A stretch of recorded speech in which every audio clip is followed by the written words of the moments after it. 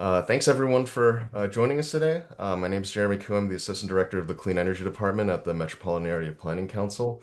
We're really excited to be collaborating with MassPIRG and the SolarAPP Foundation on bringing this new tool to Massachusetts. MAPC, as you know, has a long history of working in supporting our local communities and streamlining the adoption of solar PV. From our support for the first wave of communities getting designated under SolarSmart to promoting the adoption of the model solar bylaw.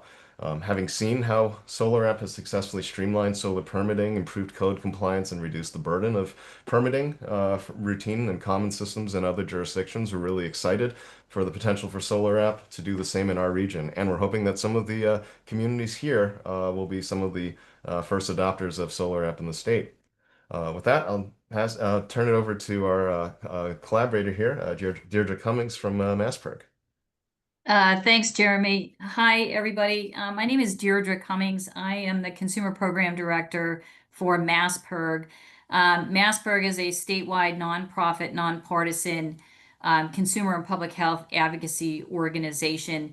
And we have been working on renewable energy from the consumer side of things as much as we can, and looking at, we know solar is popular amongst the consumer amongst folks across the state, and where are the places that we can even boost the number of local solar users. So we have been involved not only here in Massachusetts, but across the country in looking at instant permitting and using that as an important tool to promote clean, safe, renewable energy. And so we are partnering with and happy to be here with MAPC and with the SolarAPP Foundation, and look forward to working to educate communities as to speeding up the permitting process. And this is for this particular call today. So without further ado, I want to turn this over now to Bronson Bast from the SolarAPP Foundation, and he and Kimberly can walk through the next part of our agenda, and then I'm assuming we'll open it up for questions.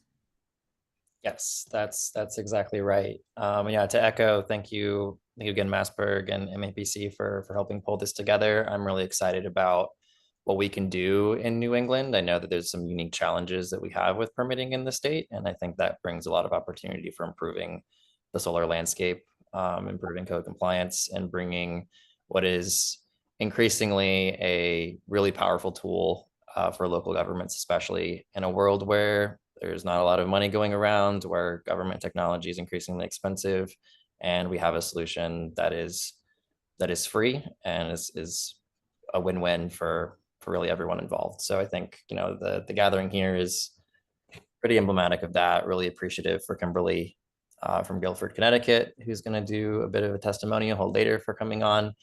One of the early adopters in the Northeast, and definitely leading the way and very articulate in talking about what we've been doing and what the experience has been like.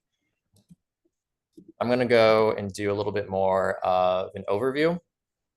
And if you do have any questions, you can put them in the chat, but we do have time for Q&A here at the end as well.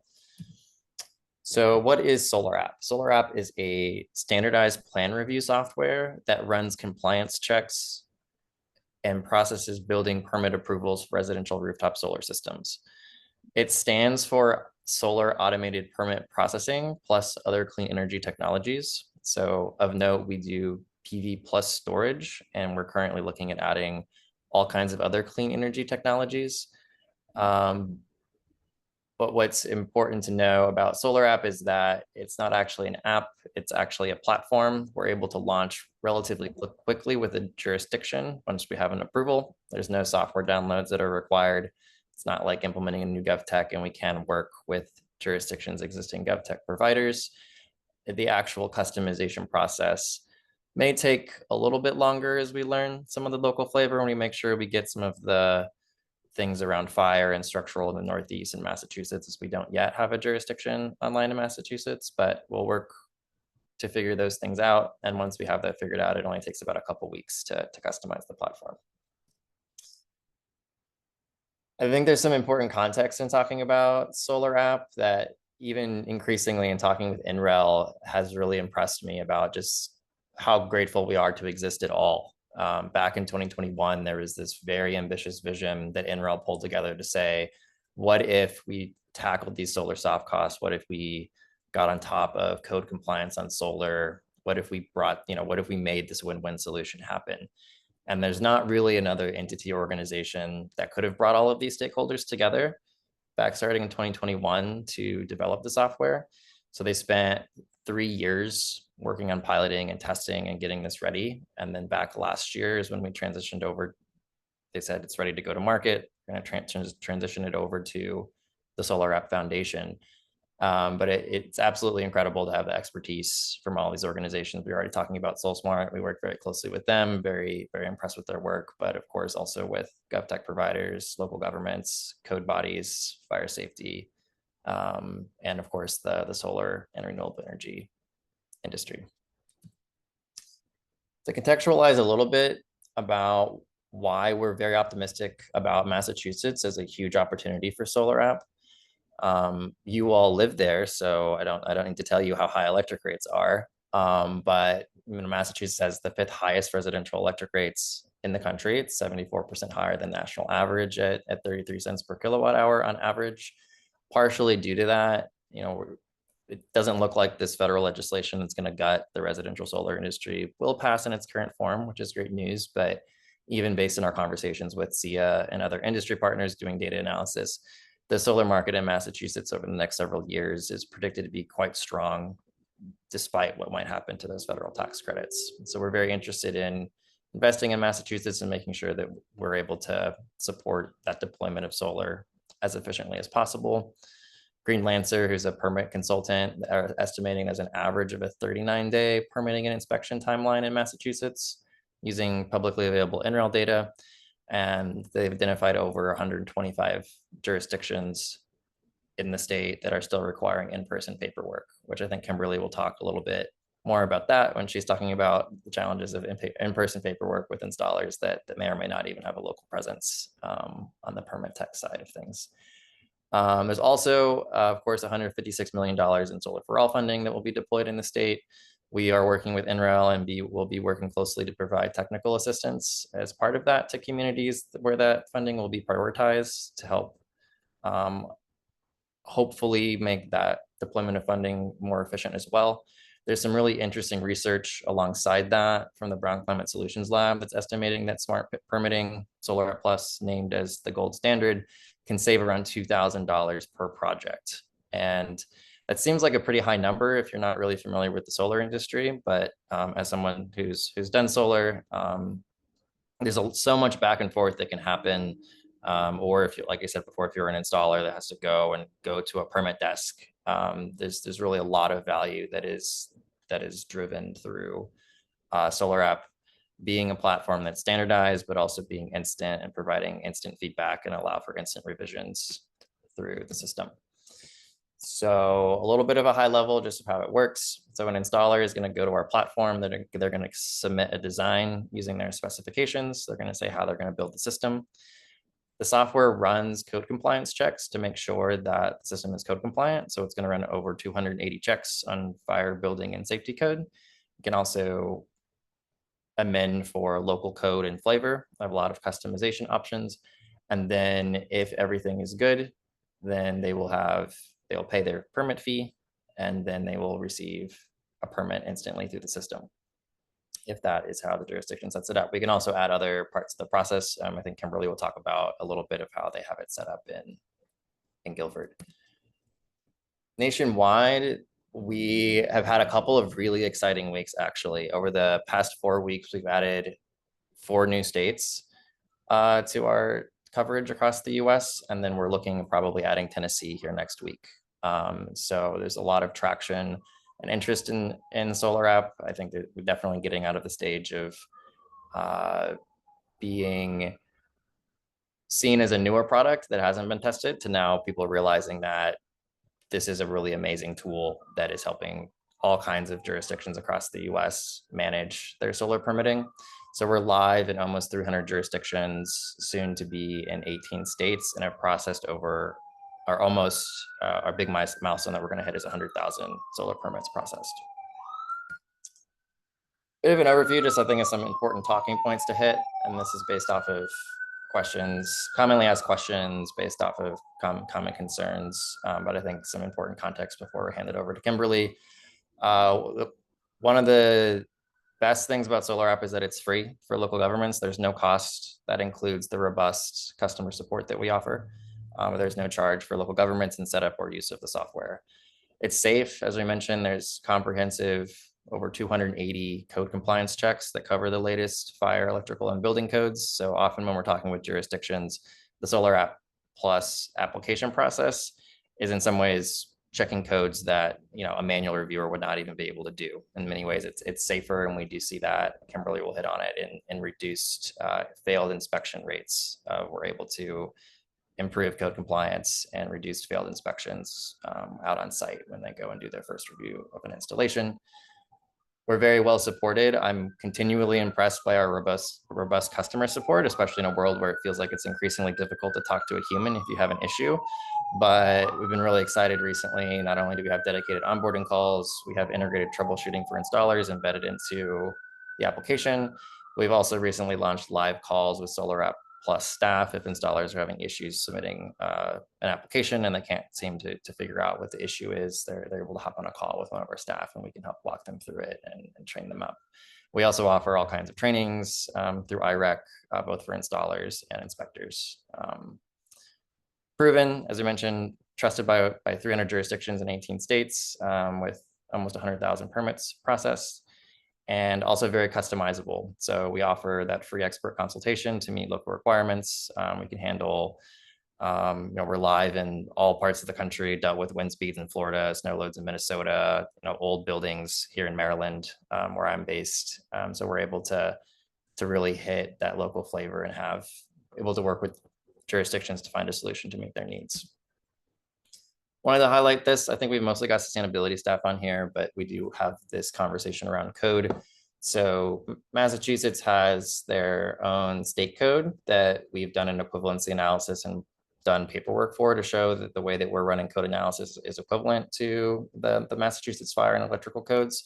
So interested in having conversations with building officials on how they're looking at code and what they want to emphasize. I understand it's mostly structural.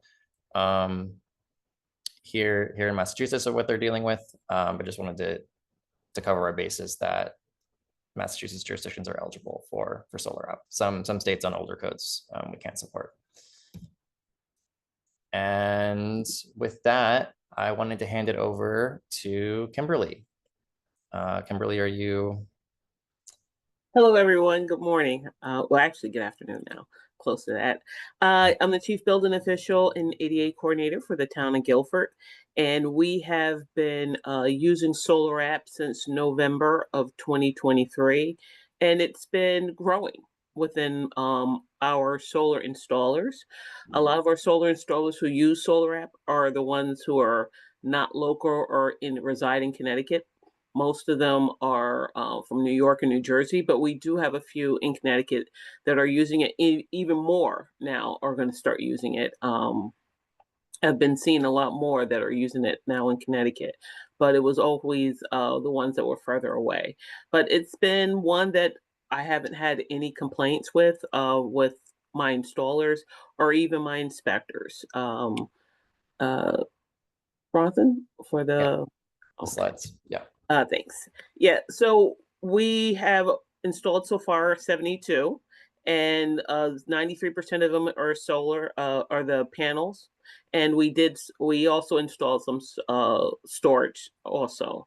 But the most of them, I have to say, before SolarAPP, they give a great checklist to the installers and also us regarding inspectors, for myself and my inspectors. And that checklist really helps out, especially when you're dealing with people, contractors that are not in Connecticut. They're licensed in Connecticut, but they're not in Connecticut. And each jurisdiction regarding state have different rules and regulations on how you do install. So for them to understand the code and what we're going to be looking for inspections is quite helpful. And our inspections regarding approval for final inspections have surpassly passed at least 90+%. Before we were probably doing around, I want to say 75, 80. We will have to do a second inspection because they didn't ground, they didn't have the placemates up. There were several things that they weren't doing that we will have to come back for a second inspection. But with that checklist that they give them to let them know what we're going to be looking for, that they have to have done, has tremendously have it up to at least 90%, 90+%. And I have to say that's great. And for if you have a new person who's, in this field of inspections that's not used to doing inspections, this is a great guide for them also to understand what they should be looking for when they go out on an inspection to look at for solar. So this was quite great. I have to say that the checklist that they give. Most of the installers that we have, Sunrun, there is one. Sunrun is located in Connecticut, but a lot of the other ones, especially the ones further down on the list, a lot of those are out of New York and New Jersey. So, but we're getting more and more every day. From I recently got one that was in Colorado. So we're getting a lot of different representatives that are installing solar within Connecticut, which is great. For us, for customization, when our forward-thinking and innovative selectman, Matt Hoey, was the person who came to me and told me about SolarAPP. And he said, have you heard of them? Did you know anything about it? And I'm one who loves to read and update on everything regarding construction, new technology. And I didn't hear about SolarAPP. So I was kind of miffed, like, oh, what's them? And when I looked into it and understood what it was about, I was like, yeah, I'll love to try this out and be part of their trial. I think that customization that I had to go through with them, not only myself, but with zoning, engineering, in our fire department, we went through a customization with them. And some of the reasons why is because we are on the coastline. So we have to deal with snow load. We have to deal with wind load. We have to deal, flood zones also, since we're by the water. So, and also we want to make sure fire was covered regarding their regulations too. So we had a whole bunch of different things that was not the usual set that they were used to for California and Texas. Plus we have, Guilford has the second largest historic homes in Connecticut. So that was also a concern too regarding structural, and if it's in a historic area. And we have a lot of associations where there are independent zoning, where they have their own little zoning area and association. So that was also a concern because they will also like to know what's being installed, how it's installed, to make sure all the homes in the area looks the same. So we have a lot of things going on in Guilford that we want to make sure that SolarAPP will be able to help us out to make sure we manage these systems, or when people apply for them, correctly. So with that being said, we wanted to make sure if it's in a historic, there's a flag. If it's in a flood zone, it's a flag.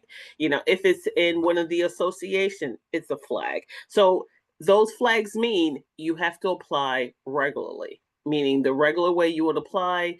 At that time, we were paper-based when we launched. We just started our online system the end of April of this year. So that means they either had to mail in their permit or they had to come in person to actually apply and have it go through all the departments, which actually, took some time before it came back to me in building for approval. So we were probably issuing zoning permits within 7 to 10 days. So using SolarAPP to get there with our customization of making sure it's not in any of the zones that would need to have them apply regularly. And also for structural, that was one of the things I've always asked for, and I still do. I asked for engineering letters. And one of the reasons why I asked for engineering letters, because we want to make sure that the roof that they're going to be installing the solar panels on is actually able and capable to handle that installation. So that was one of the things I wanted to make sure, because if it's not, then that roof needs to be updated or structurally sistered or managed in a way that if it does need any sistering or any structural enhancement, then that was another reason why it had to actually be installed regular. It had to be applied regularly. That means a regular way. Using SolarAPP is just for clean installs where there is no updates on anything regarding the roof or anything else. So that was one to make sure for that. And with the calculation of the customization that SolarAPP did for us, when our installers put in the information of the roof, of the home, the roof, the 2x4s, or the whole outlay of the home, they do a calculation to make sure and see if that roof is able to handle the new SolarAPP, that new panels that's going to go on top.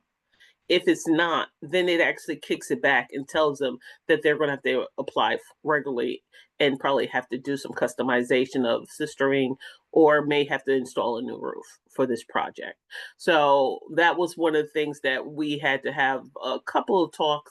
We probably had at least 4 or 5 meetings with the SolarAPP team, which they were able to do this customization for us. And it's been working ever since. When I speak to one of the installers, one that uses it both ways, they use SolarAPP and they apply regularly. When I spoke to him one time, he was in the office and I said, "What are you doing? I thought you used SolarAPP." He said, "Oh, it came back to me, stated that it was in a flood zone and it also needed some extra work." So he said, "I rather know now than learn later on that there was a problem." So he said he actually appreciated that information of understanding where he was, because this way it doesn't hold up the project. It keeps it going and keeps it moving. So he was very happy with that. And I haven't had any complaints from any of the people that's using SolarAPP since we've actually had it implemented in our system. Now we're going to be having it, since we now are online.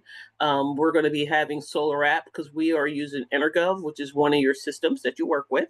That now, if somebody applies for a permit, it'll still be able to apply for it through SolarAPP, but the permit will actually be able to be printed out in our database.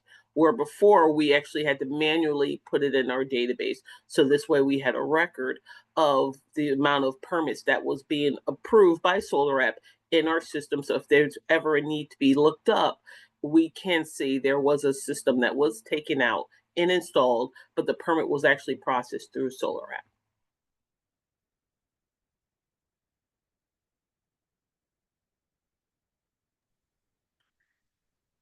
Projects reviewed by Solar Foundation. Yeah, it's 29% less frequency. Yeah, that is definitely true. Like I said, we love the process. Myself and my inspectors, when we see a SolarAPP project, we know it's going to pretty much go smoothly. We still do all the checks that we're supposed to do, but it's a lot less more of a hassle or dealing with people. They actually know what they're supposed to do, the installers, what we're going to look for, and what actually needs to be compliance for us in Connecticut. Great. Kimberly, did you have anything else? While you were talking, I realized we had a lot of sustainability folk on here, so I pulled in a couple more slides to kind of zoom out and press upon why this is so impactful for solar. But did you have anything else you wanted to share before we Sure. transition to Just Q&A? to let other people know, for SolarAPP, right now they don't do commercial solars, and they don't do ground mount solars. So those are ones that they, if somebody is applying, they would need to apply in person, or like I said, now we are online. They can still do in person or online, or they can mail it in to us regarding if it's going to be commercial or if it's a ground mount. And like I said, it's been quite great. We haven't had any problems using SolarAPP.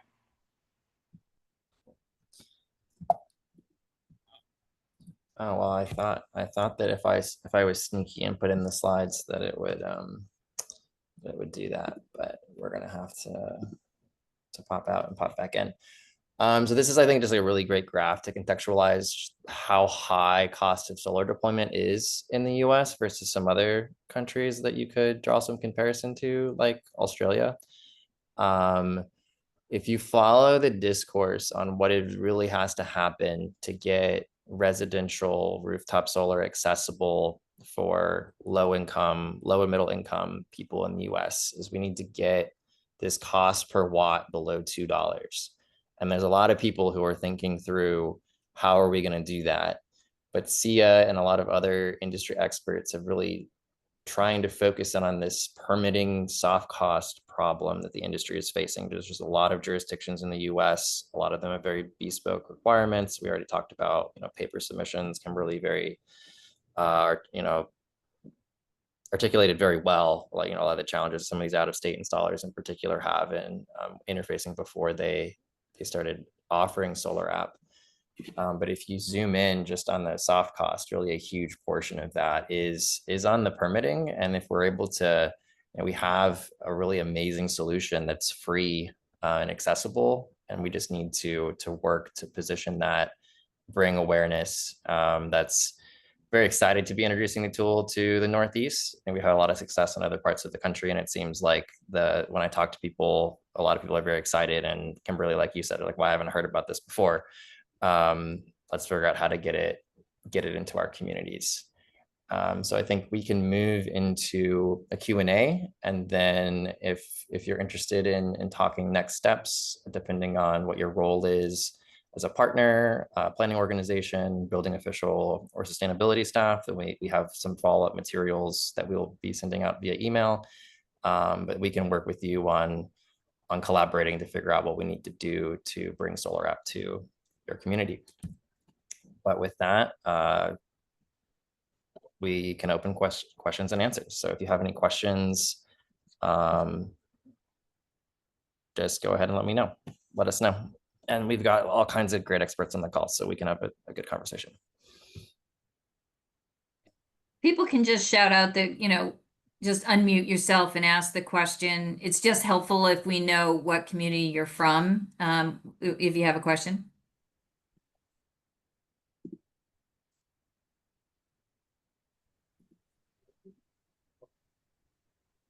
Hey there, Troy Bissett, Green Communities. Great presentation.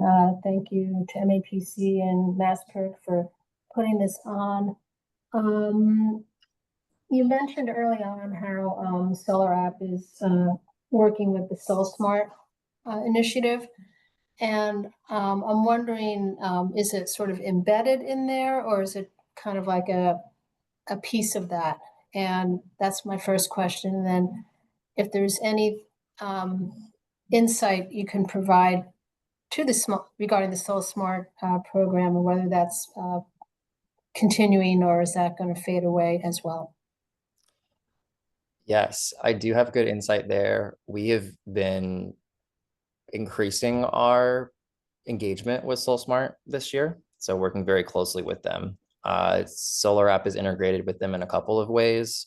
SolarAPP is essentially a requirement to become a platinum permitting authority jurisdiction in SolSmart. So in some ways we are, the platinum standard for permitting, although we're also very accessible and easy to implement. But they're saying if you're going to have platinum, you have to do SolarAPP. We're also, if you launch SolarAPP, which is quite honestly, a lot of the things that they ask is a little bit more complicated. We can do things in about 2 weeks. Their implementation timelines around more 4 months, but you can earn between 100 and 120 points towards SolSmart designation through launching SolarAPP. So say if you're bronze, you can essentially level up to silver by just doing SolarAPP and then doing their required zoning review.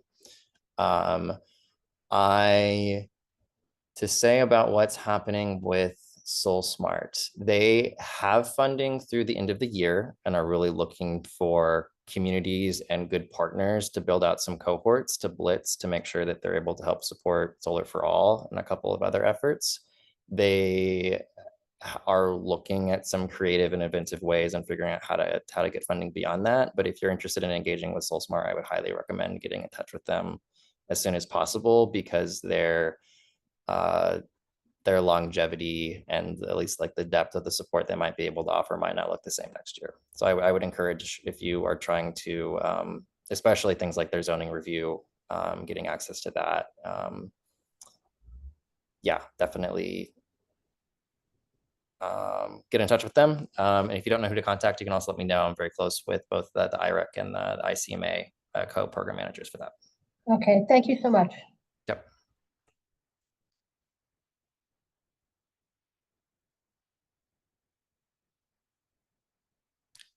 May I ask why you're curious? Are you looking to?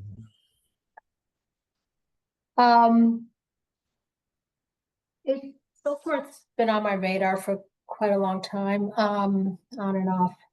There was an initiative several years ago, and I think MAPC led a cohort maybe 5, 6 years ago. And I run a statewide municipal grant program, and it's a program where we incentivize municipalities to adopt certain programs, pass certain bylaws, related to clean energy and climate. They're then eligible to apply for a grant from us. So we are implementing our 2.0 version and have a list of best practices that municipalities we'd like to see them do. Sort of the optional, like you're already, doing so much, here's some best practices. So definitely, including SolarAPP on that and also SolSmart. And we also, other people in my office and other entities in the state received Solar for All funding.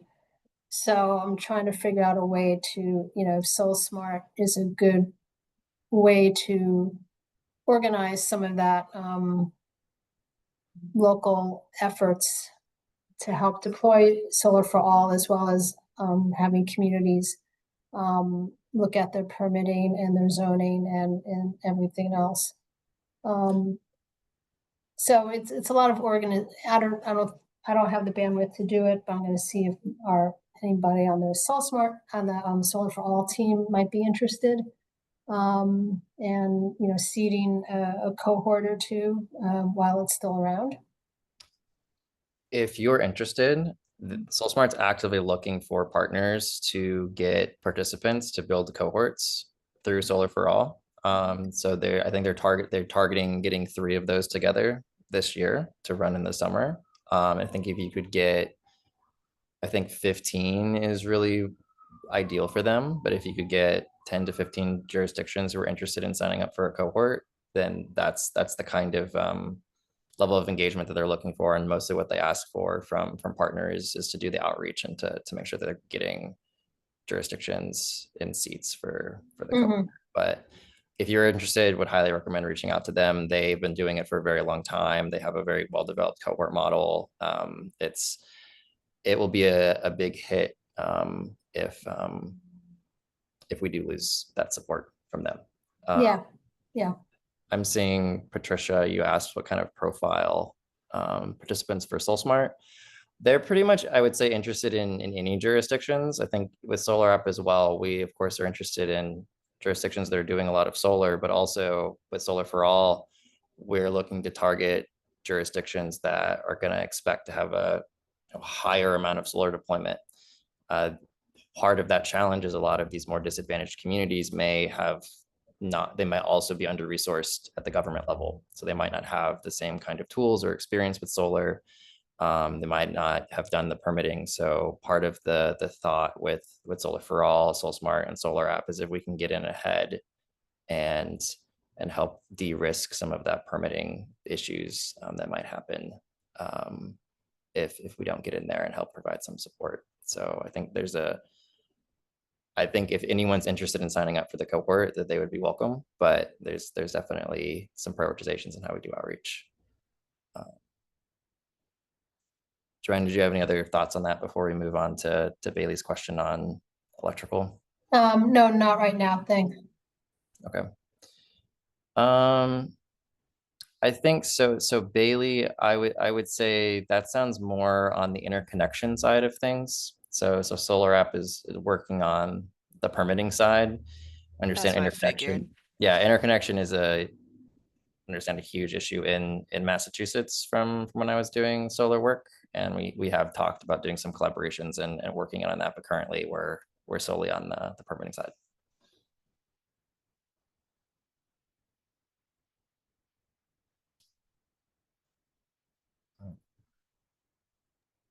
Yeah, go ahead, Carl. Yeah, also coming from the Solar for All end in Massachusetts, was wondering, sorry, I joined a little late, so it's possible this was covered with the overview or some of the testimonials, but to the point of municipalities that might not have as much staff capacity or ability to sort of make this transition, or even those who aren't really on the digital permitting side yet or haven't really fully transitioned to that. I was wondering if you all have found like any best practices or anything that's really helpful for reaching those municipalities that are still smaller and getting up and running or maybe less well-resourced. Also with the context that in Massachusetts Solar for All, we are providing a grant opportunity to municipalities to help implement SolarAPP. So for things like staff time, software upgrades.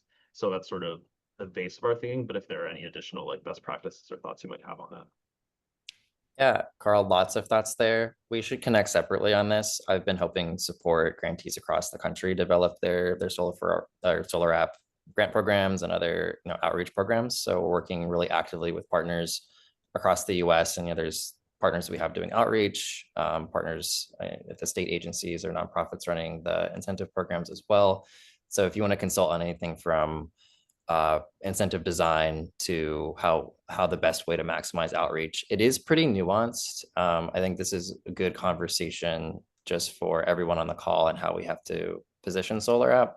It's really the building officials. So what Kimberly does, and she was talking about her decision and thought process of adopting in Guilford, which is Kimberly, like 40,000 people, right? Like not tiny, but Well, no, right now we're at 22,000 people. 22,000. Yeah. So at the time we probably implemented it, we were probably at 19, 20, about 20,000 time. Now we're around 22. So yes. And we were paper-based, like I said, at the time in 2023, we implemented it. We just went online April of this year. So we're just 2 months in right now. Yeah, so the decision maker are the Kimberleys of Massachusetts and in the building office, but there's lots of different decision makers. Kimberly was talking about talking to fire and talking to building staff and talking to sometimes you have great advocates on city council or county commissioners or sustainability staff, and it's really a group effort in figuring out the best way to do things, and it can come from a lot of different angles, but we leverage a lot of different outreach tactics and approaches and trying to reach different kinds of communities as well. But we are expecting part of we should talk about Solar for All, because I'm pretty connected with NREL and how they're doing the assistance. What we're hoping will happen is that NREL is going to do a data project to help identify priority communities for all of the grantees on where they're going to use permit data from that NREL has, combining that with census data on eligible communities to have a cross-sectional analysis of where SolarAPP Plus would have the most impact, so that we'll have a really great target list for doing outreach across the Solar for All programs. But yeah, let's connect separately. We'd love to chat. Awesome. Thank you. Yeah.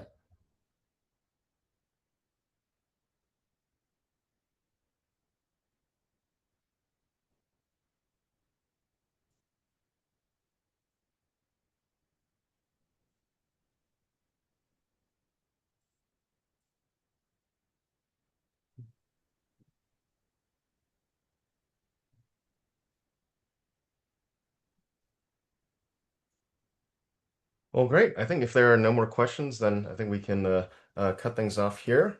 Thanks everyone for taking the time to join us. We'll send a follow-up with slides, a little fact sheet that MassPIRG has put together about it, and contact info for folks from here. We'd love to hear more from you about your interests, especially if you are able to start moving the conversation forward with building officials in your community. I think kind of as Bronson was saying, like there's so much we can do from the sort of top down. A lot of it we want to see a few communities ideally take the first step here, and then have things grow organically across the Commonwealth through the experience, positive experience of those communities and their building officials and spreading to neighboring communities. So feel free to reach out if you have any questions or you'd like to keep moving forward here. Folks at SolarAPP will be more than happy to help you keep moving things forward for your community. So, Yeah, thank you again, Jeremy, for helping host, and Deidre also for helping pull this together. Really excited about the partnerships here. We're of course always very interested to talk to local governments and learn more about special needs and requirements and how we can help grow and adapt the software. We'll be in touch about next steps if you're interested, and how to best position SolarAPP for your community and being one of those first movers and being a leader in sustainability in the Commonwealth.